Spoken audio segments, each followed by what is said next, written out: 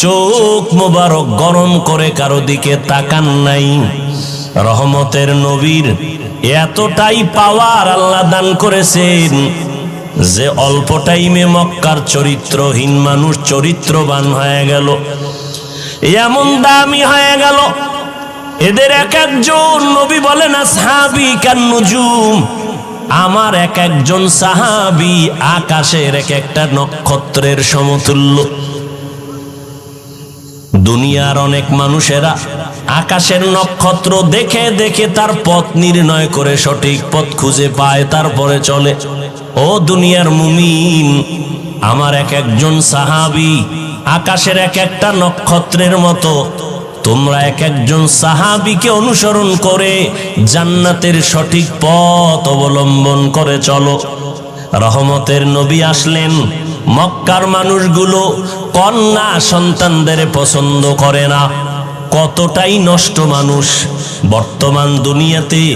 এখনো কিছু নিকৃষ্ট চরিত্রের মানুষ আছে যারা কন্যা হলে কষ্ট পায়, কন্যা হলে স্ত্রীর সাথে রাগ করে কথাও বলে না। আছে না নাই? স্ত্রীকে বলে ছেলে না দিয়া মেয়ে দিলি কেন? সন্তান দেয়ার মালিক কি স্ত্রী? হ্যাঁ,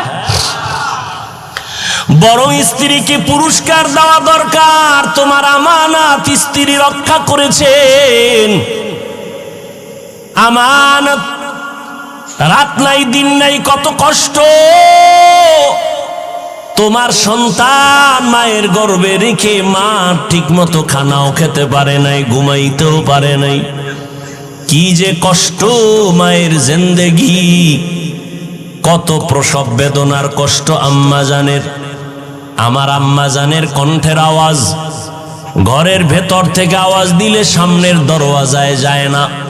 কিন্তু যেদিন আমি দুনিয়াতে আসব, আম্মা জান এতটাই বেকারার হয়ে গেলেন, এতটাই অচেতন। আম্মা জানের কান্নার কারণে পাশের ঘরের মানুষ ঘুমাতে পারে নাই। আম্মা জান এতটাই কান্না করলেন, আব্বাজানকে গোপনে ডেকে ক্ষমা চেয়ে নিলেন। ও স্বামী আমার, দয়া করে আমাকে মাফ করে দাও। যেইভাবে খেদমত করা দরকার ঘরে এসে আমি পারি নাই, মাফ করে দিও। আব্বাজান বলে, বিবি এমন কেন করো?